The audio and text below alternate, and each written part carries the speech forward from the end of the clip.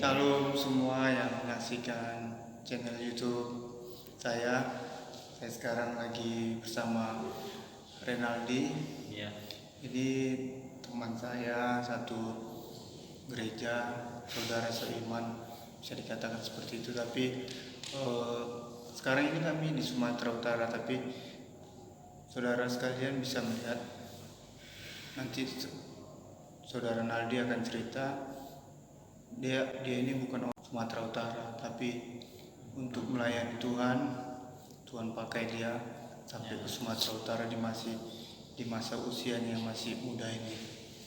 Oke, jadi gimana ceritanya bisa sampai Medan untuk melayani Tuhan? Oke, puji Tuhan atas kesempatan diberikan kepada saya. Ya, bisa dibilang ya, secara manusia, cara pemikiran saya itu nggak mungkin gitu.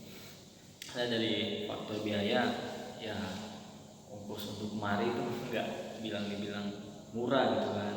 Berapa Pasti waktu di itu? atas, ya 1 juta ke atas gitu.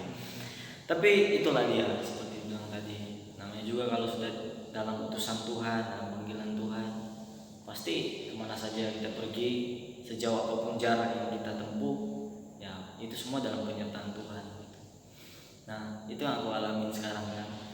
Bayangkan aja dari tempat yang jauh dari Manado hingga sampai di sini, sampai ke Medan. Ya puji Tuhannya juga dapat banyak pengalaman dari perjalanan hidupku selama di sini. Tapi gimana Nah, bisa sampai Tuhan mengantarkan Naldi sampai ke Medan ini? Gimana ceritanya? Apakah si Naldi pernah sakit baru bernazar atau pernah ada masalah apa gitu? Banyak orang kan karena bernazar sama Tuhan setelah sembuh untuk melayani Tuhan. Apakah Naldi begitu juga atau gimana?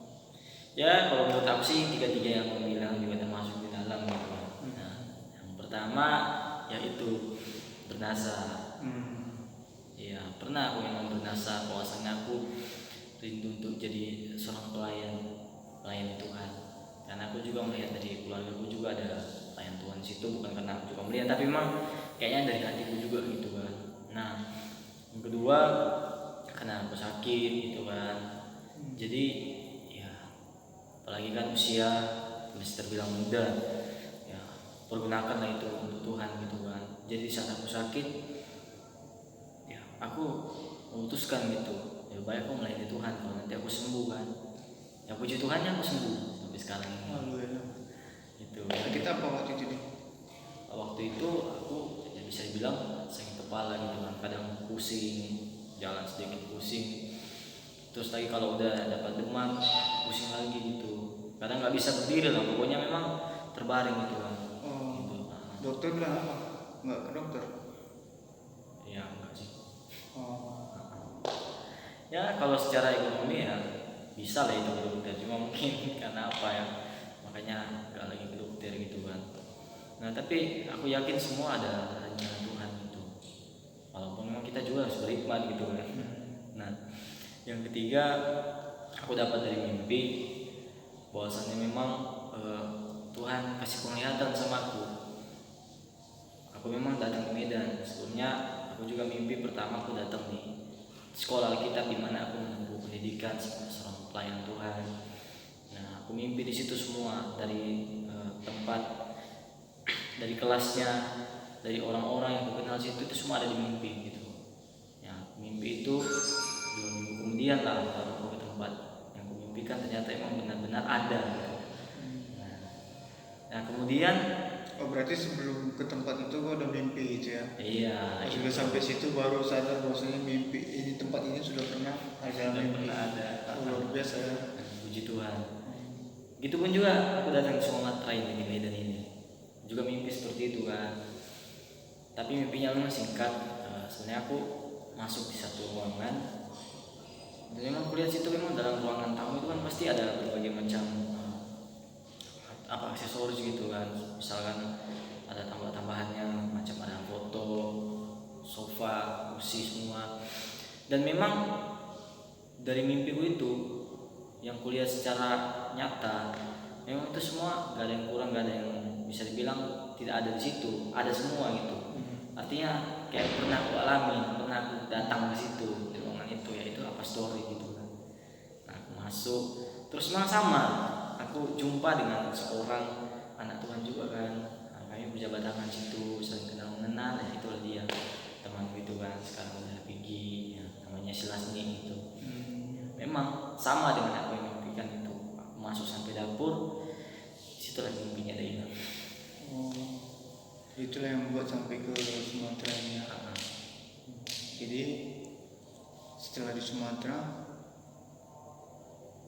apa yang pernah dialami yang semakin membuat Sinaldi semakin nyaman melayani Tuhan? Udah berapa tahun di Medan? Jalan 3 tahun ya. Jalan 3 tahun ya. Haleluya. Pastinya rindu lah balik kampung ya. Ya memang sih. Jadi apa yang membuat bisa bertahan untuk melayani Tuhan sejauh dari Sangir itu ya? Sangir itu Sulawesi ya? Ya termasuk juga Sulawesi Utara itu. Sulawesi Utara. Ya yang pertama buat aku bisa betah dalam pelayanan itu teman-teman yang di sini gitu. Tujuannya Artinya saling melengkapi, ada rasa kebersamaan gitu. Terus lagi memang dalam pelayanan ini ya kita harus melewati namanya berbagai macam persoalan hidup gitu kan. Jadi seorang pelayan itu gimana gitu, melewatinya apakah pakai kekuatan sendiri atau kekuatan Tuhan gitu kan.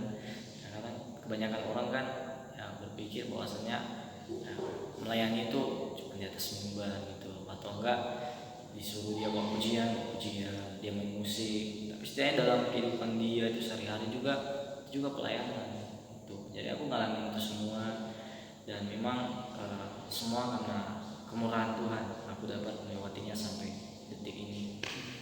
Itu yang membuat aku nyaman. Tuhan tolong.